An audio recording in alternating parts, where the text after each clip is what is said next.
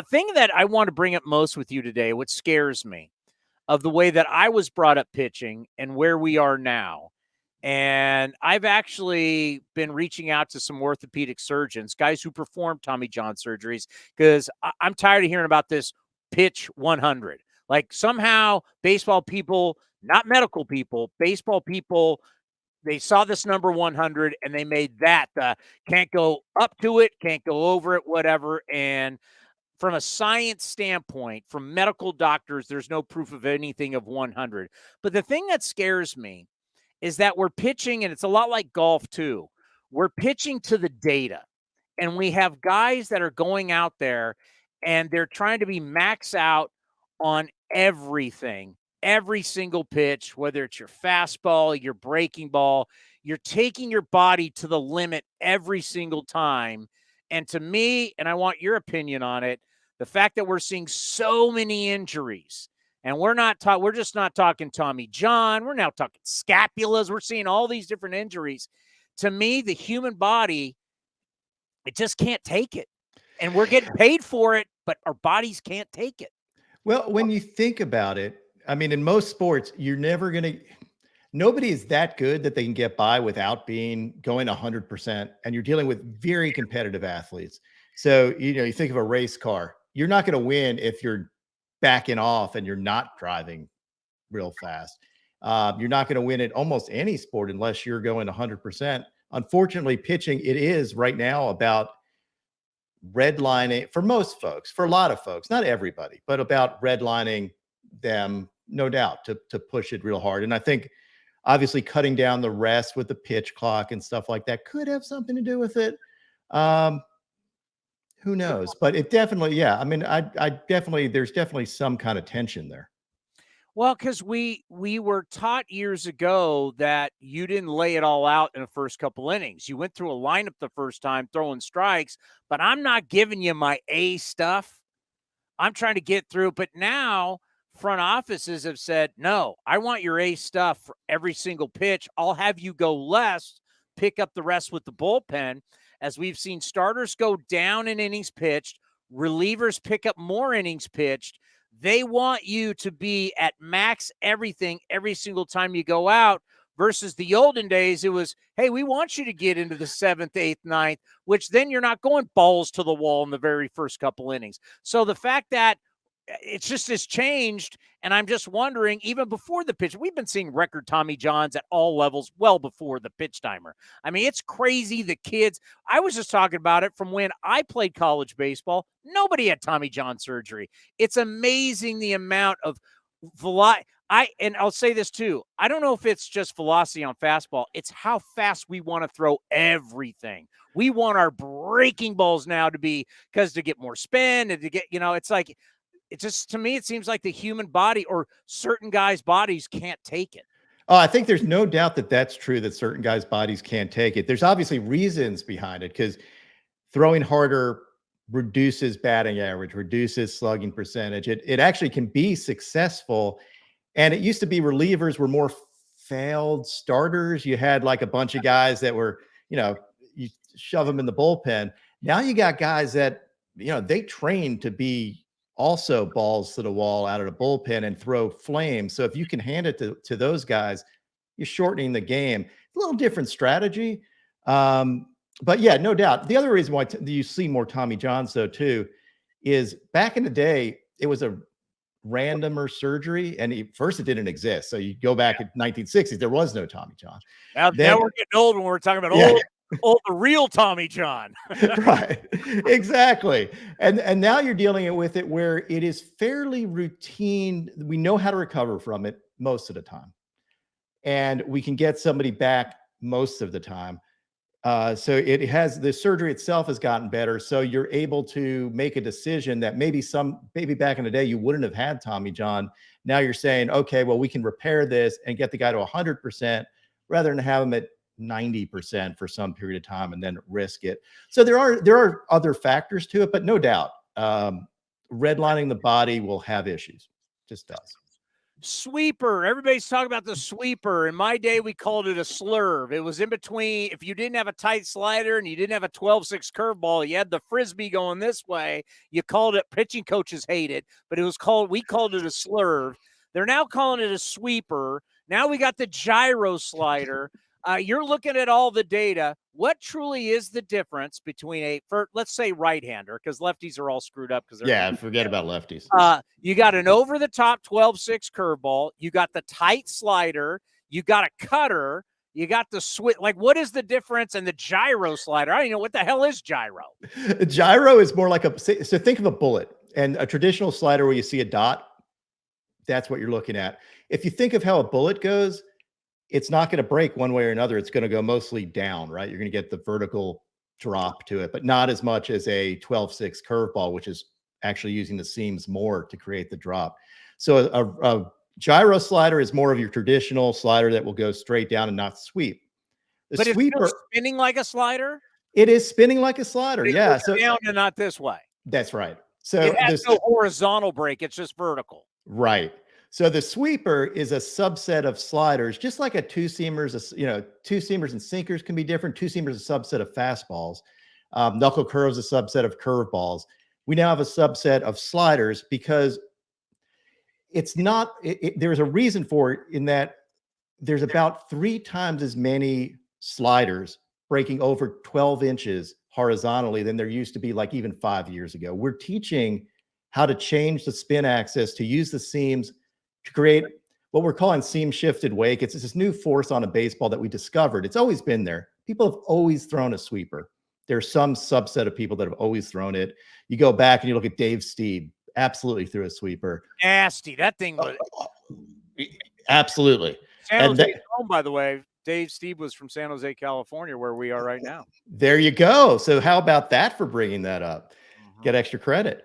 But so we just learned more about why the ball moves the way it does. And now coaches are teaching it. You're able to replicate it because we have slow-mo cameras. We can tell spin axis. We can do all this stuff. So we can create more of these sliders that actually sweep versus go more vertically. And when you think about it, if you're doing more of a swing, whatever we call it, the launch angle swing, where you're swinging slightly up, if you're doing that, you're probably more likely to run into a pitch that's breaking down than that's breaking sideways. If you're breaking sideways or more horizontally, you're likely to either pop it up or miss it or run out of bat. So pitching coaches are teaching it for a reason. And it's just it's basically a subset, just like squares are a subset of rectangles. Sweepers are a subset of sliders and have their own name. People just need to realize that what we're doing as pitchers is we're messing with the human brain and hitters' eyes, right? When things are moving, like hitters, people need to understand that when you're up at the plate right now, the hitter's eyes have to see it. The brain has to say, I can swing or not. And then the brain has to tell your body, swing, dummy. We're basically fooling hitters with all of this movement and the way the human eyes see objects. It's hard to totally, but the eyes see in planes, right? And so when you're throwing it through all these planes, human eyes have a hard time. Like, what the hell is that? And if you got this fast sweeping thing, it's tough for the eyes to kind of pick it up, right? Is that a good way to explain it? Oh, 100%. And it's one of my favorite things about pitching. I just actually got done talking with Sonny Gray, who talked about pitch tunneling. That's his favorite thing. Yeah. And it's one of those reasons why you have fans screaming at the TV, like, why did you swing at that? And it's exactly what you're talking about. You're fooling hitters into believing all these pitches are kind of the same because you're throwing them in the same spot and you're just letting the spin or the seam orientation cause the ball to move differently. And you're fooling hitters. Yes, absolutely. And now you're using science to do it, which is scary. Like, we have such an advantage over hitters. It's almost unfair. So what do we do for hitters? Even though I'm with you, I can't forget. World's smallest violin. Well, I mean, it drives me nuts that they've got all this armor on. They get to use pine tar. We don't get to use pine tar. It drives me nuts. They've got stuff on their shin. They got stuff on their ankles. They've got batting gloves. They got pine tar. They got stuff on the elbow. We give them everything. But at some point, we are in the entertainment business. And everybody hitting 210 doesn't work for the entertainment business. So is there anything that you've seen from a hitting standpoint where you go, this might help them out a little bit?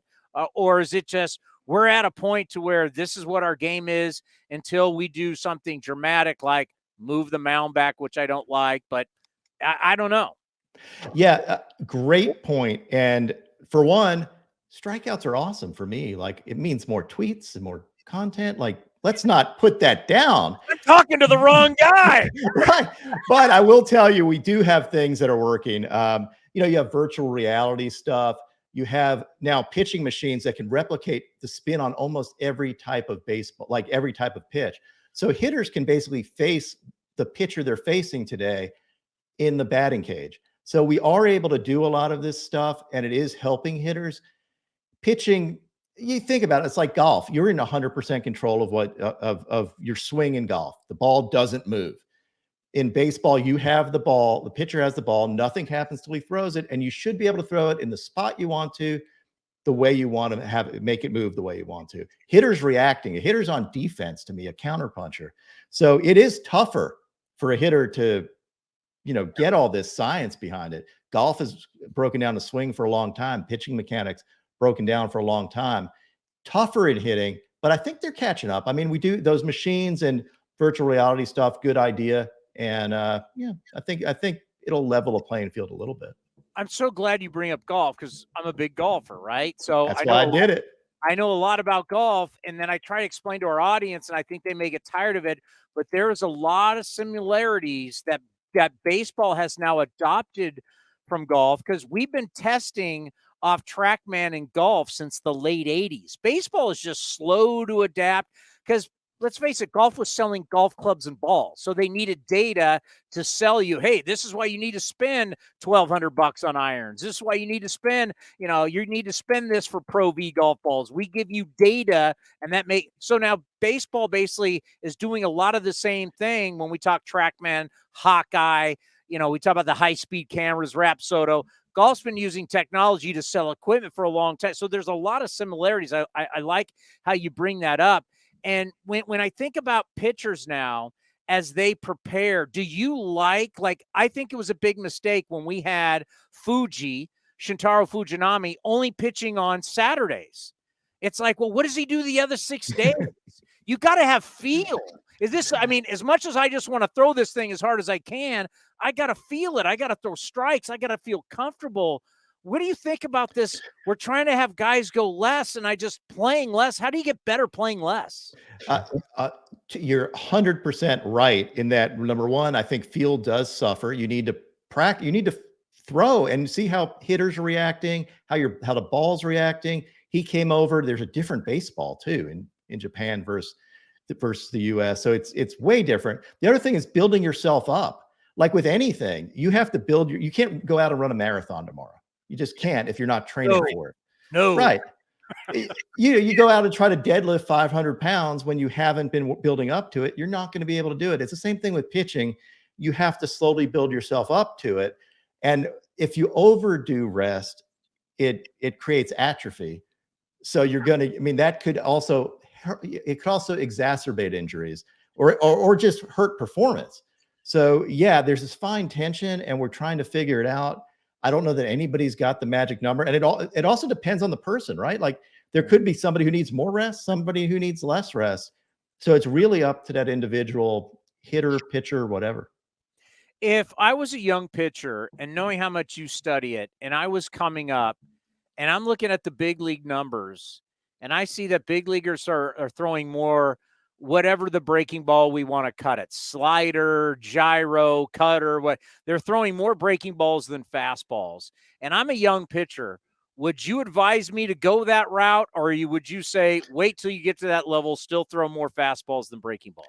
So to me, fastball's still key. The reason why we're throwing more breaking balls is because fastballs have gotten so fast that actually hitters have to gear up for a fastball that it makes the breaking balls more effective. It makes off speed more effective. So you have to have velocity or just ability to command something before you move on to something else. Now, there is something to be said for being able to learn how to manipulate a baseball young. I've talked to too many guys that are now in the major leagues able to spin a ball one way or another. Like they can either pronate really well or they can supinate really well. And it's because they did that when they were younger. And now it's harder to learn when they're older.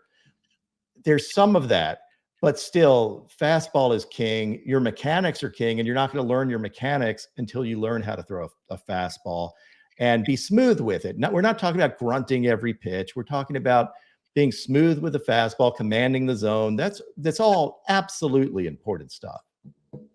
Pronate, supinate. We're same thing they talk about in golf with you're hitting a golf ball. Sonny Gray, love Sonny Gray. He was a great kid when he was with the Athletics, but clearly at the end he was getting hit hard, and then he got shipped to New York, and that just swallowed him up, and then he got back to Cincinnati, and he got with his old pitching coach from Vanderbilt, and now all of a sudden, now in his 30s, he's resurrected himself. And he's having a great year. Why is Sonny Gray having the success that he's having? When I look at the numbers, it reminds me of a young Sonny Gray in Oakland as an all-star out of Vanderbilt. Yeah. So what I find with him is he is so ridiculously creative with his pitch types and how he spins the ball. And I think when you're younger, sometimes coaches take that away from you. They're like, they know, because you're younger. They're like, this isn't how we do it here. And I think now that he's older and has more freedom to be himself and to really work to his strengths, which is creating different pitches. Like he is amazing, his feel for the breaking ball and to create many versions of it on the fly. As a young pitcher, you don't have that confidence to do it. Now he does. And I think that freedom is a big deal for him.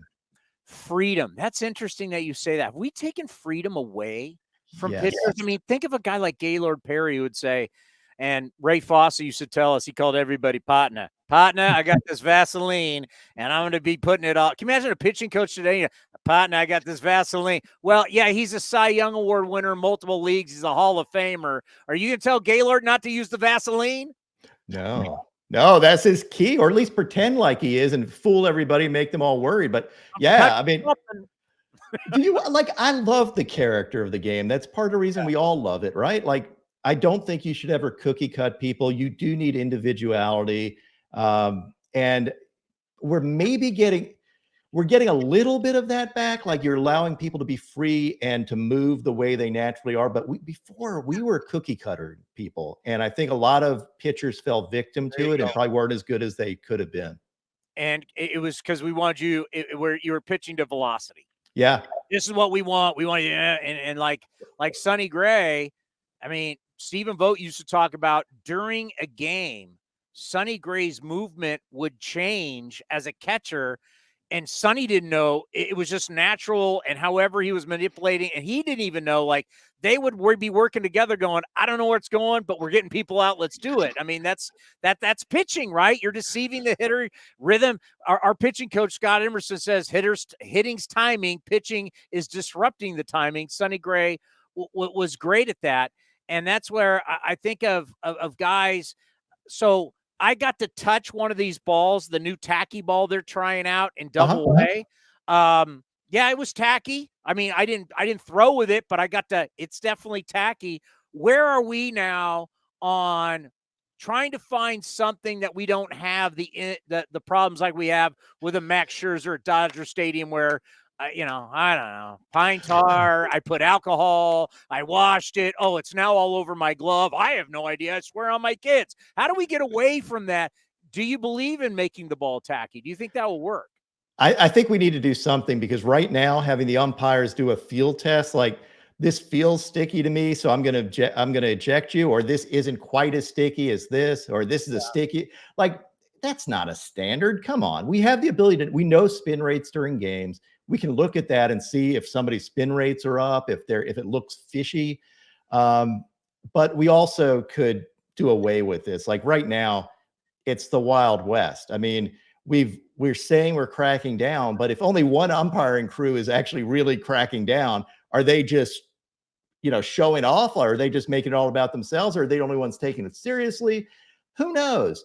But we need more faith in the game and faith in the honesty of this. So I think attack your ball is the way to go. I think the current ball, maybe we're seeing a little bit odd results. Like it's giving pitchers even more of an advantage, which like we were just talking, like, is it fair? Like, is it fair to give pitchers double the advantage now? Maybe not that Well, what do much. you want? Do you want me to bring Dan Plesac, who was a terrific closer back in his day, and he's been an awesome analyst on MLB Network. He's great.